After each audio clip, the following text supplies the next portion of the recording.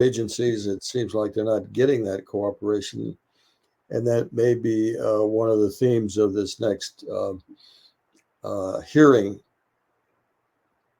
that Congress wants to see some progress made in getting more information out there. But I did receive letters from Arrow after the fact stating that I had done a great job in my presentation, and that it is now an official historical record, one of their records,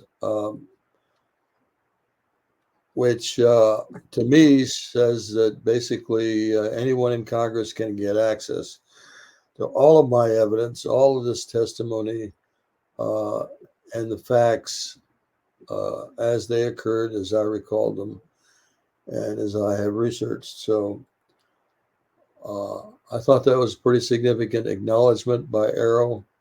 They even commented to me how well I did with this, and even called me a patriot. Well, you are a patriot.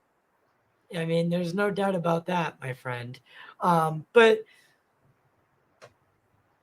with, I mean, ultimately, I don't know how much Arrow is going to be able to deliver. But that's beside the point.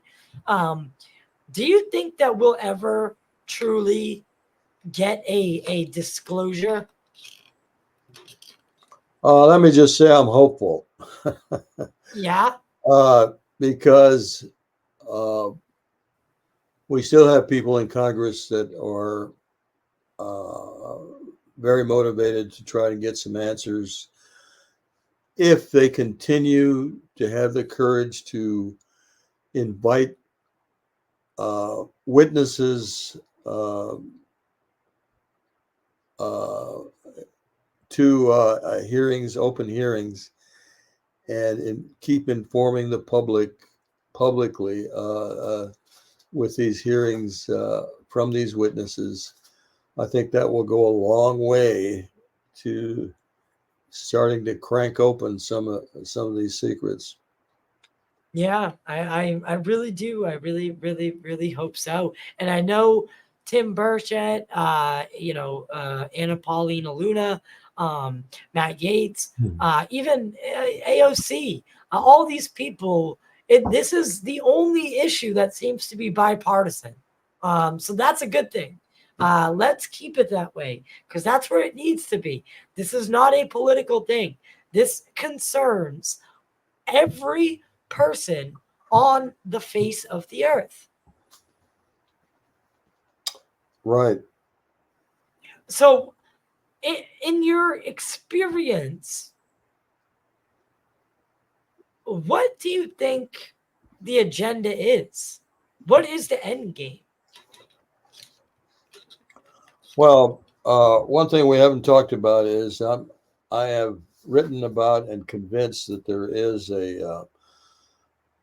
let's say, a very well organized, well funded, well organized group within government, Oh, the shadow. Yeah. not only our government, but in other countries. I call them the UFO secrecy cabal that is committed to maintaining these secrets for whatever Oh, reasons they may have, including greed, including power. Um, uh, they don't want these secrets released, and they're going to fight tooth and nail to keep them.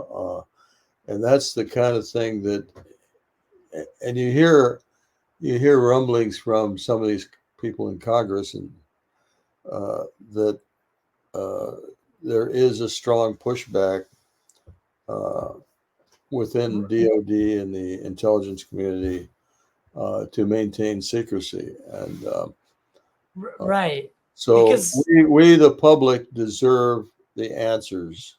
We deserve to know what our government is doing, including whether or not they've already concluded our visitors are the enemy and have have weaponry to shoot these objects out of the sky. Uh, I think we deserve to know that if that's what Yeah. they're doing now. Do you think Roswell happened? Absolutely, no question about it. No question. No question. There have been over 300 witnesses that have come forward. Um, we have affidavits from some of them. These are key witnesses, some of them military, uh, who have admitted to the events of Roswell. Uh, I think there's plenty of evidence, circumstantial evidence, of course, that it did happen. And my the reason I bring up Roswell specifically is because it has a connection to nuclear as well, right? Yeah, yes, 509th. Uh, so the Roswell Army Airfield housed that squadron, and it was the only nuclear powered squadron. So it I was a not, mean, it was a wing, but that's okay. That's sorry, did I? Yeah, what is it called? the 509th Bomber Wing. Bomber wing. Sorry, yes, Yeah, thank you.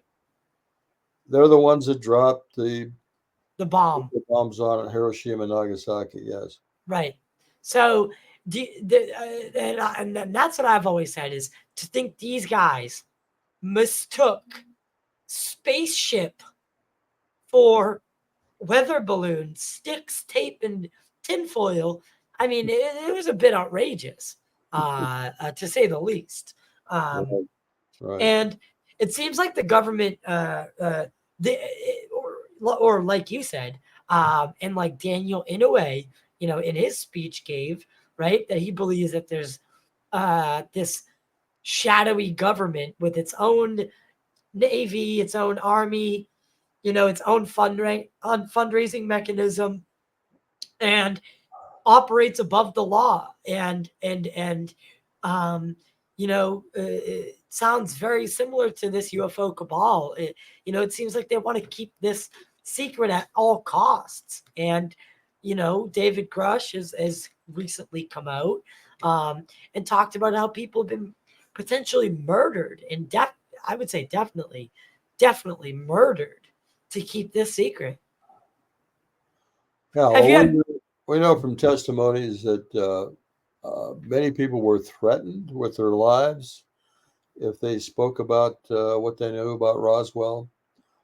Um, Whether people were murdered or not is an open question, but there have been some suspicious deaths in this field from time to time. Mhm. Yeah, yeah. And I mean, have you ever been visited? Have you ever been, has anyone ever tried to persuade you to come say it's all a lie, or to just go away? No, no, I can say categorically nobody's come to me directly and tried to influence me to stop talking about this or threatened me in any way. Wait a minute, excuse me.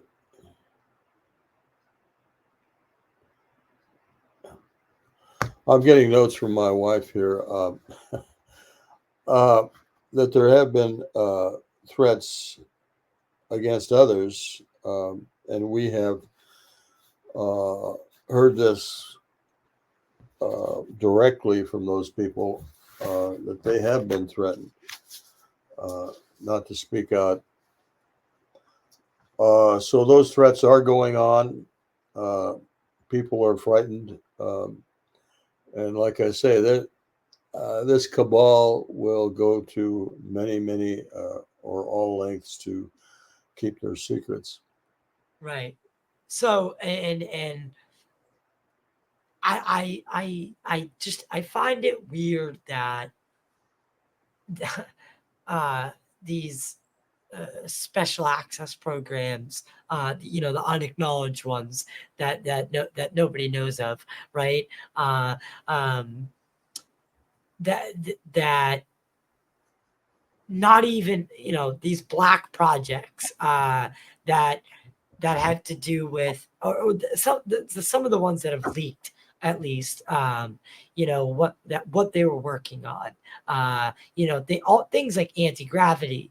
um uh, uh I mean, we know anti-gravity was a huge thing in, I think it was the 50s. It was in all the magazines, and then it just disappeared. And some have speculated that the code was, or anti-gravity was cracked. Could it be that it was cracked because of reverse engineered craft? Do you believe that we are in possession of craft of non-human origin? Yes, absolutely. Uh, in fact, there's a new book that I just found out about this summer, written by Roberto Pinotti, an Italian investigator. Uh, and the book is about the Magenta crash that happened in Magenta, Italy in 1933, uh, where a craft was recovered. Uh, James Fox, who I think you're going to have on as a guest, Yes, in September. Yes. uh, will confirm that there was a crash of a craft near Varginha, Brazil, because he did a excellent documentary on that. Uh, and then we have Roswell, of course. So there's plenty of evidence that craft has crashed and that we've had access to those craft, and no doubt some sort of back engineering has been attempted. Who knows what kind of technical secrets we've derived from From it. looking at that. Right. But Right. and also, which we know that some of our aerospace companies have been involved. Uh, we know this from some of the discussions uh, that have taken place recently in the Congress. Yeah. It's absolutely mind-boggling, actually. And I mean, in your expert, so I had Danny Sheehan on, and he talked about the evidence for a galactic federation, um, that there's multiple species, uh, interdimensional, extraterrestrial, there's multiple species visiting this planet. Um, have you done any research? Have you looked into that? What is your belief on such a thing? Well, there are people I trust who have looked into it and have had experience. Uh, Different types of beings. Uh, so yeah, I certainly think if one, let's say, extraterrestrial civilization has visited, the chances are that many have visited uh, our world and are working peacefully in concert with each other. Um, I mean, that's our objective here on Earth, right? To work peacefully with other countries. We're not doing very good at it right now, but that's why we have to continue our evolution.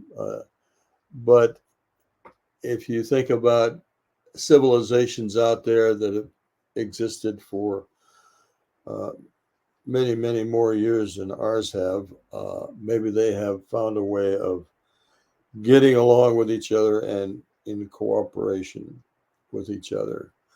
So it makes logical sense that there would be some sort of federation like that.